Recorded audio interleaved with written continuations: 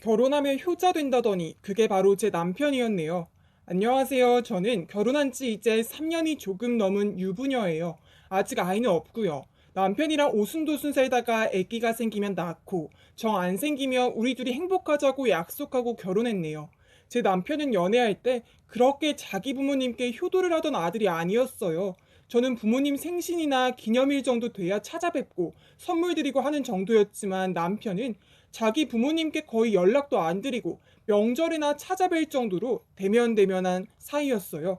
아무리 낳아준 부모라도 개인적인 사생활이 있는 거라나 뭐라나 하면서 저랑 결혼하면 자기가 가장이니 저와의 결혼 생활에만 집중하고 싶다고 했어요. 저도 저희 친정도 약간 개인적인 주의였기 때문에 성향이 잘 맞는다 생각했고 시댁에서 간섭도 잘 안 하시니까 시집살이라는 건 별로 없겠구나 하고 남편과의 결혼을 결심했었죠. 그런데 결혼을 한 직후에 갑자기 남편이 자기 부모님한테 매달 용돈을 주고 싶다는 거예요. 그래서 저는 부모님들 아직 현역에서 일하시면서 우리보다 연봉도 높으신데 무슨 용돈까지 드려야 하냐고 했죠. 그랬더니 그래도 결혼하고 나면 마음이 그렇지가 않다는 거예요. 결혼하면 대성한 자식인 건데 부모님한테 단 몇 푼이라도 용돈을 쥐어드려야지 자기가 좀 어른이 된 기분이 들 것 같다나요? 그리고 저랑 연애할 때 저한테는 아무리 자기 부모님 생신이어도 집에 안 가고 저랑 술 마시고 저랑 밤새 놀면서 부모님은 언제나 뒷전이었는데 갑자기 결혼하기 직전, 직후에는 지 부모님 생각만 하면 가슴이 아리다며 눈물까지 보였네요. 조금 어이가 없었죠. 아니, 부모님이 그렇게 애틋하고 마음에 사무치면 처음부터 그러던가. 결혼할 때 되니까 갑자기 부모님 은혜가 감사하네 어쩌네 저쩌네 이러면서 부모님한테 원래부터 효자였던 것처럼 구니까 어이가 없었죠. 근데 여자도 애 낳고 나야 엄마가 나 낳느라 얼마나 고생했나 그런 거 느끼고 반성한다면서요. 아직 저는 아이는 가져본 적이 없지만 남편도 그런 마음인가 보다 하고 위로도 해주고 맞장구도 쳐줬었네요. 그러더니 남편이 어느 날 자기는 부모님한테 용돈을 드려야겠다는 거예요.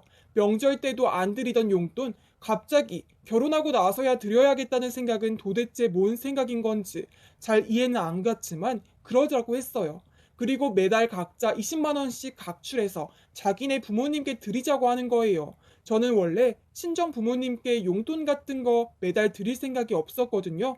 저희 부모님이야 노후 준비도 다 됐고 저보다 연봉도 높으셔서 제가 오히려 부모님께 용돈을 받으면 받았지.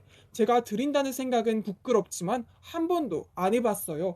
저희 부모님은 두 분이서 한 달에 1,000만 원 넘게 버시는데 제가 꼴랑 몇십만 원 들여봤자 저희 집 살림 걱정하면서 너희가 우리 용돈 줄 돈으로 옷이라도 한 벌 더 사입던지 소고기라도 몇 번 사먹던지 하라고 하시는 분들이거든요. 그런데 굳이 남편은 자기 부모님께 용돈을 매달 드려야겠다는 거예요. 저더러 자기랑 나랑 20씩 해서 매달 시부모님께 40만 원씩 드리자고 했네요. 그래서 우리 부모님은 용돈 안 드려도 되는데 하고 말했더니 갑자기 눈을 반짝이며 처가댁에 용돈 필요 없으시면 그럼 우리가 매달 40만 원씩 각출해서 시댁에 80만 원 드리면 되겠다. 우리 부모님이 너 엄청 좋게 보시겠다. 이러면서 혼자 김칫국을 마시네요. 그래서 왜 우리 부모님한테 용돈 안 주면 그 돈으로 너희 부모님 용돈이 더블이 되는 거냐 물었더니 어차피 양가 부모님께 드릴 용돈이었는데 한쪽에서 안 받아도 된다고 하면 한쪽에 몰아주는 게 더 이득 아니냐고 그런 말도 안 되는 소리를 하더라고요. 저야 물론 저희 부모님께 용돈 몇 푼 안 드려봐야 살림살이에 그다지 도움이 되는 건 없었지만 남편의 태도에 뭔가 열이 받는 거예요. 어차피 똑같은 양쪽 부모님인데 왜 우리 돈을 한쪽이 일방적으로 가져가서 쓰냐는 거예요. 그래서 저는 거기서 뭔가 손해보기가 싫어져서 그럼 나도 우리 부모님 용돈 드리겠다고 했어요. 그랬더니 남편 표정이 썩으면서 꼭 그렇게까지 해야 되니요. 들으시는 분들도 어이없죠. 내가 뭘 그렇게까지 하는 게 있냐고 물었더니 자기 부모님들한테 돈 얼마 더 주는 게 그렇게 아깝고 곶감냐는 거예요. 장모님, 장인어른은 한 달 40만 원이 그냥 한 끼 밥값일지도 모르겠지만 자기 부모님한테는 한 달 식비로도 쓸 수 있는 돈이라고요. 엄청 씩씩거리는 거예요. 한 달 식비하라고 드리는 돈이 아니라 자식이 한 달에 얼마라도 용돈 기분 나게 드리는 돈 아니었냐. 그렇게 빈정상하고 감정상할 이야기라면 누구를 더 주고 덜 주고 할 필요 없이 똑같은 금액 각출해서 부모님께 용돈 드리자고 했어요. 그러니 알겠대요. 그래서 저랑 남편은 매달 서로의 부모님 용돈으로 각자 40만 원씩 돈을 냈어요.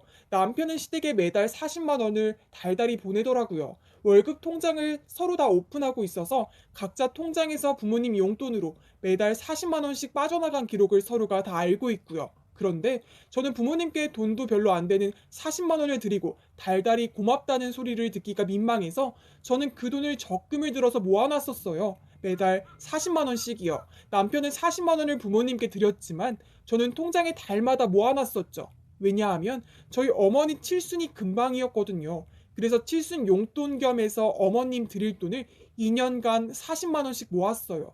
그러니 거의 1,000만 원 돈이 모였더라고요. 1,000만 원이 조금 안 돼서 그냥 제 사비로 딱 1,000만 원 채워서 저희 엄마 생신 때 봉투에 5만 원권으로 가득 채워 가져갔죠. 남편은 그걸 보더니 그게 뭐냐고 굉장히 궁금해했어요. 그래서 엄마들의 용돈이다 했더니 뭐 5천 원, 만 원짜리로 해서 돈 봉투 두툼해 보이게 만든 거냐며 아주 웃긴다고 저를 비웃었네요. 저는 남편 무시하고 엄마 칠순 파티에서 당당하게 엄마한테 용돈 봉투를 내밀었죠. 엄마는 그 봉투를 열어보시더니 너무 놀라워하시면서 봉투에서 5만 원권 뭉텅이를 꺼내서 양손에 쥐고 흔들어 보이셨어요. 우리 딸내미가 내 칠순 선물로 중고차 한 대 값을 줬다면서 엄청 즐거워하셨어요. 아, 물론 저희 엄마는 중고차 사실 생각도 없으세요. 저희 엄마는 외제차 세단 타고 다니세요.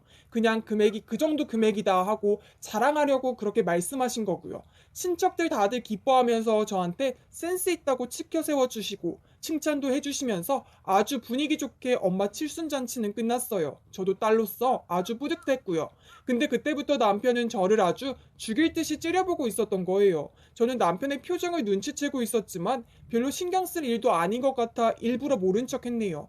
집에 도착하고 나니 피곤해서 씻고 자려는 저를 붙들고 남편은 소리를 빽 지르더라고요. 장모님께 드린 돈이 대체 얼마냐? 5만 원권이 아주 뭉텅이던데. 못해도 1,000만 원은 돼 보이던데 그 돈 어디서 났냐고 아주 난리를 쳤죠. 그래서 어디서 났기는 매달 부모님께 드리기로 한 돈 나는 2년 모아서 일시불로 드린 건데 왜 난리냐고 했더니 그래도 그게 1,000만 원인데 1,000만 원이면 돈이 얼만데 자기한테 얘기도 안 하고 그 큰 돈을 장모님께 주냐 마냐 아주 쌩 난리를 치는 거예요. 저도 어이가 없었죠. 순간 앞만 보고 달려드는 남편에게 화가 났어요. 그래서 뭘 상의도 없이 내가 그랬냐고. 각자 부모님께 한 달에 얼마씩 용돈으로 드리기로 한 거 우리 전에 끝난 얘기인데 내가 당신 모르게 했다고 몰아붙이는 게 더 이상해 보인다고. 이미 다 합의한 이야기인데 날더러 도대체 뭘 속였다고 이 난리를 피우는 거냐고 물었어요. 그랬더니 자기도 할 말이 없었는지 잠시 조용하다가 저더러 눈치도 없고 개념도 없고 센스도 없는 며느리라는 말을 하네요. 저는 솔직히 남편이 자기가 큰 돈 보고 흥분해서 사리분별 못한 거다.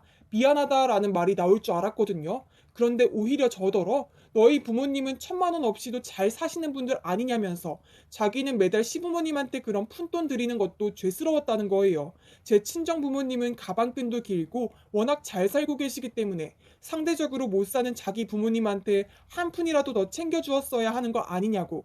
저한테 네가 맏며느리면 그런 부분은 자기가 눈치 안 줘도 알아서 잘 챙겼어야 하는 게 아니냐면서 오히려 저를 나쁜 사람으로 몰아가는 거예요. 항상 저를 좀 매몰차고 너무하다고 생각해왔대요. 저는 믿었던 남편에게서 생각도 못한 말을 들어서 더 충격이었네요. 그래서 뭔 소리냐고. 툭 까놓고 말해서 우리 부모님이 무슨 금수저냐. 힘든 시절에 공부 욕심에 빚까지 내면서 대학원까지 나온 사람들이라서 당연히 누려야 할 만큼 누리고 공부한 만큼 벌고 있는 거고 시댁을 비하하는 게 아니라 딱 그 정도 능력치만큼 돈 버는 거다. 근데 내가 네 시댁 언제 무시한 적이 있냐. 오히려 틈틈이 이것저것 많이 챙겨드렸다. 결혼 기념일에 내 사비로 해외여행도 보내드렸고 어머님께는 생전 첫 명품백도 내가 사드렸다. 내가 못한 게 뭐냐? 나도 할 만큼 했는데 네가 만족 못한다면 나도 더 이상 너를 남편으로 두고 살 수 없다고. 아직 애도 없는데 헤어지자고 했죠.